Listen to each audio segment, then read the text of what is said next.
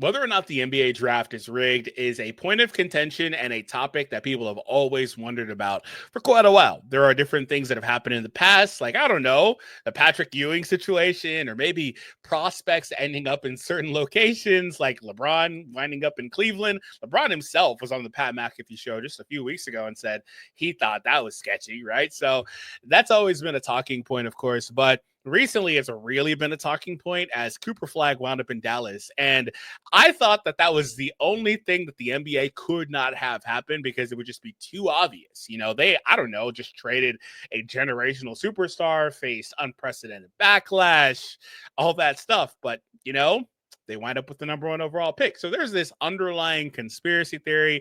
And I'm sorry if you believe this, don't take it personally. I'm gonna call it a conspiracy theory because every time I say that, people are like, oh no, it's the truth. And XYZ. Okay, fine. It's your truth. Fine. But there's a theory out there that, you know, they wanted to get Luka out of Dallas to get him in NBA in LA, excuse me, and LA being the premier team in the NBA and basically the biggest market. You put a generational superstar, global superstar icon like Luka in LA. You have this ratings issue that may or may not have been overblown, admittedly, but regardless, ratings do go up post this trade. Luka then turns into the number one selling jersey in the NBA, presumably was already going to be in contention for, but presumably winds up becoming the face of the league alongside a couple other guys, namely, you know, Wemby, maybe Ant, but Luka's going to be right in that mix as well. And all of a sudden, you have a situation where they just come off of finals in Dallas and they're losing their guy, right? And so then it's like, okay, well, maybe there was a back agreement where it's like, okay, well, Cooper, here you go. You guys are going to get Cooper. Don't worry about it. You got him. So despite the fact they had about 1.8% chances to land Cooper, they did. They jumped all the way up the draft, which is crazy. It's not unheard of for a team to do that. But when you really lay out the number one overall picks, you can make a case for a good number of them over the last like 20 years where it's like, that's kind of sketchy. That's kind of weird. Something like Anthony Davis winding up in Charlotte or New Orleans after Chris Paul gets traded. But then you circle back to AD like 8 years later and they get Zion when he's getting traded. And then wait a minute, hold on. AD again. AD is the missing link, actually, because AD is a part of this deal too for Luka. AD is the answer. AG is working some black magic, but there's other things like LeBron and Cleveland, like I said, D Rose, like, so there's a lot of different things. And I'm not here to tell you it is or isn't, but I can understand an argument for either side. I really can. It's pretty interesting overall. So circling back today's video, Shaq. Shaq said basically they asked him where he wanted to go and they made it happen. Quite literally, that's what he said. So Shaq said today that David Stern told him before the 92 draft, hey, where do you want to play? Where it's cold or where it's hot? I said hot, Orlando, Florida, number one overall pick. The other teams that he could have fallen to were typically hot places. I think the only like cold place was Minnesota. And basically, he was going to wind up in Orlando as a result of this because I don't think he was going to fall below number one, maybe number two, but that was about it. But otherwise, he says that after that talk, they have the ping pong ball situation a couple days later. And wouldn't you know it, the hottest possible destination, Orlando, gets the number one overall pick. So I don't know, Shaq. I don't know why you said hot, because for me, I'd rather be in the cold. But to be fair, I would not rather be in the freezing cold. It's a love-hate relationship because I hate the hot and it's always cold in my house, which is why I always have a hoodie on. I know you've noticed, but I'd rather be cold and get like a jacket or a hoodie or a blanket than be freaking hot and have no recourse, right? Other than a fan or I don't know, turn on the AC, but you're still in a situation where you need the cold, right? Anyway, so we're going to go ahead and watch that video and we'll go from there. I don't know if you heard this story, but in 1992, I think the draft was in June or something, I meet Mr. Stern in March. And he says to me, hey, know who you are. Can't wait for you to come to the NBA. Then he pulls me to his side. You want to play where it's cold or where it's hot? He asked me that. Yeah, he did. He asked me that, and I was like, hot. And he smiled, and I smiled. And then a couple of days later, they had the draft thing and, the top three things. And then Minnesota was number 3. I was like, and then Charlotte was number 2. And then Orlando, Florida was number 1. I was like, I didn't think anything about it, but you hear a lot of these conspiracy theories, and there's a lot of situations that could make these things sound good and sound true. Like, okay, Dallas gets rid of one of the best players, but we're getting a new one. Ding, ding, ding, ding, ding. So I don't want to use the word conspiracy theory, but it's very interesting with that. So I am going to just go out on a limb and say, do we actually believe Shaq?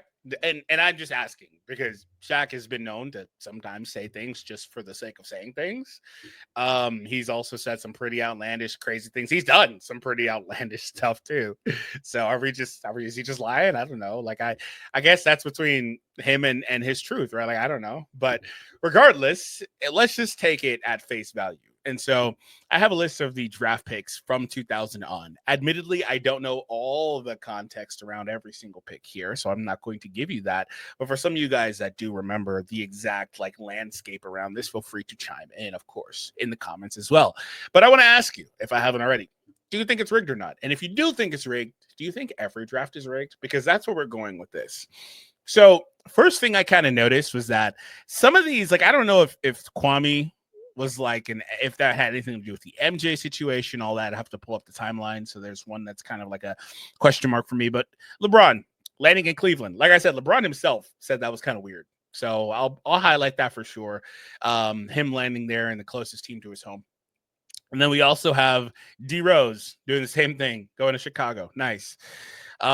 We have Kyrie. When LeBron leaves, they instantly get the number 1 overall pick. I believe the odds weren't terrible for that overall, but still it happening, kind of weird, but it's something you can kind of brush off. AD winding up in New Orleans right after Chris Paul leaves. Kind of interesting. Chris Paul also going to an LA team. So there's that. Also, by the way, on the heels of the previous Chris Paul trade, getting nixed to the other LA team. I don't know. Kind of weird. That being said, we move on. Cleveland winds up getting the first overall pick, by the way. 3 of the 4 years LeBron was in Miami. He wasn't in Miami very long. And they got the first overall pick 3 of the 4 years. And then he comes back and they jettison out those guys, keep Kyrie. Famously, Wiggins wasn't as a part of, he was not listed as part of LeBron's I'm returning article that he put out, right, if I remember correctly. And now everyone was speculating, oh, what does that mean? And then Wiggins gets shipped for K-Love. Aside from that, nothing really going on from 15 to 18 so much that I can recall off the top of my head. Zion, again, is part of the AD situation going to LA. They land Zion there. And then right here, Vic's kind of weird because everyone knew he was going to wind. I don't know how many times you could say a draft pick, everyone knows where he's going to land. And lo and behold, it actually happens. Seriously, I know that they probably had great odds, but still, right? So anyway, Vic's not, I don't know. Maybe they did it, maybe they didn't. I don't know. Vic's one of those weird guys where it's I can totally see it. They wanted to get him in a certain location because of the caliber of prospect he is. And then Zach is kind of I don't know what to say about that. I don't know. I think he's fine. I think he'll be pretty good, but I don't think he's one they really cared where he landed so much, unfortunately. But there was also question marks about who was even going to be the number 1 overall pick last year. It wasn't a clear-cut Victor or Cooper, who solidified himself, I think, pretty well. But then Cooper lands up in Dallas, and we know how all that situation went. So I do think that if they do anything like that, I think it's spotty and they care more about certain guys. And I think it's more of the guys that are just a clear cut. This guy's the number 1 overall pick, like a Zion, for example. Some of those guys, like an AD. AD was awesome, phenomenal for defensive. Mainly the defense was insane with AD. So I do wonder if that's the case, but regardless, it's not really going to change me all too much. I'm still going to watch the NBA, follow the NBA, report the news with you guys. But it is interesting that we have Shaq literally coming out and saying, hey, basically it's rigged. And again, LeBron said something similar just a few weeks ago. So I don't know, man. It's kind of crazy. But I wonder, the thing is with this, and this is the last thing I'll say, if it is truly rigged to that degree, where they're orchestrating where certain players land. And it's not just the draft. It would have to be, like a Luka in LA situation. If they are working to do that, that's not a commissioner, unilaterally making that decision or anything like that. That's the entire brass of owners saying, hey, we're going to do this. Hey, we're going to get this guy here. we're going to get that guy there because XYZ is going to be the result of that happening.